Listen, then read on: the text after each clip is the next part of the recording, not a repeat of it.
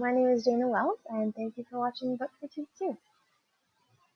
My feature text that I chose this week was Snow White and the Seven Dwarfs, a tale from the Brothers Grimm, and is translated by Randall Jarrell. The pictures were by Nancy Bucart, and is a traditional literature picture book. It won the Caldecott Honor in 1939.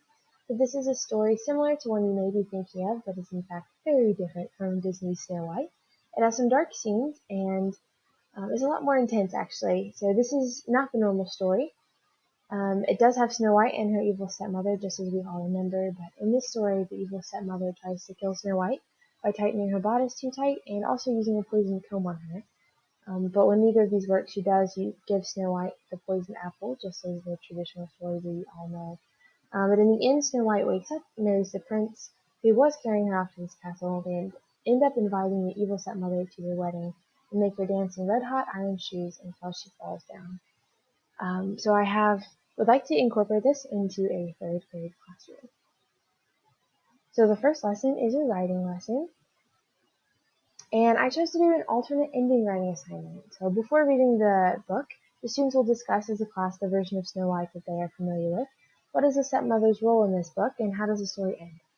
After reading this version, the students will be divided into their table groups and asked to compare the endings. What was different about them? Which ending made more sense?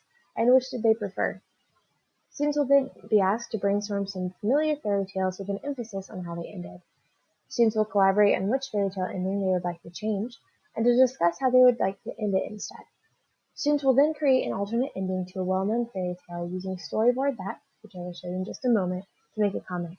And here is one of the state standards, the Common Core state standards that it works very well with for third grade. So here's my version on Storyboard That. It's a fun website that lets you add in backgrounds, characters, and different texts, but I changed the ending to make the stepmother apologize, and then she and Snow White became friends, which is much happier. So my second lesson is a reading lesson, and it was a persuasion. Students will be making a persuasion commercial.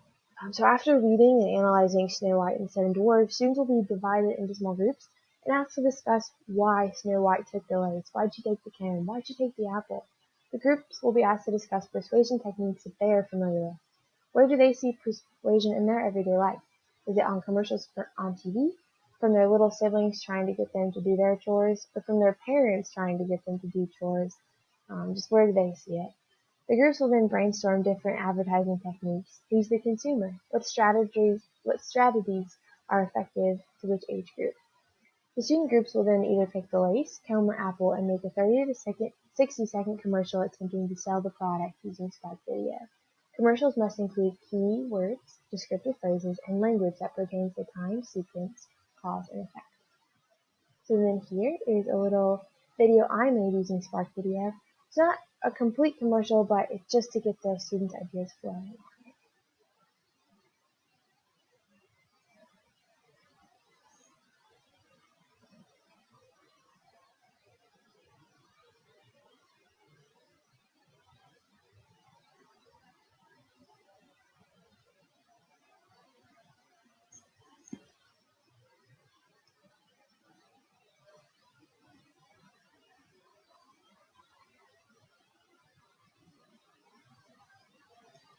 There it is. So some other interesting reads that I had this week were The Bronze Bow, which is a historical fiction, 1962 Newbery Medal.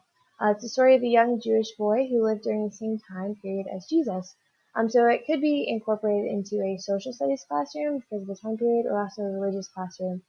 Because although the young man named Daniel does resort to violence in the beginning, he ends up following Jesus. It's a very intense read, but a great book. The second was The Glorious Flight Across the Channel with Louis Blériot. So that is a Caldecott 1984 medal winner and also historical fiction. It tells the story of Louis Blériot, who was the first man to fly over the English Channel. It tells of many different failures that he overcame and his eventual success in flying his hand-built plane. It's a very encouraging book to read for students. Next is Holes, which is just a classic 1999 Newbery Medal. It's a novel about a young man named Stanley who's forced into a juvenile detention camp after pleading guilty to a crime he just didn't commit. the boys are forced to dig giant holes every day until they become suspicious and start catching on to what's going on. So it's a really interesting book, especially for a little older readers. And then Because of Winn-Dixie is the last book I read. Such a sweet novel of a young girl named Opal who lives with her father, who's a preacher. They move from one small town to another, and Opal's unhappy until Winn-Dixie comes along and enters her life in a crazy way, and they sort of adopt each other. So it's also a sweet book. So thank you for watching my book critique week 2, and I'm looking forward to showing you week 3.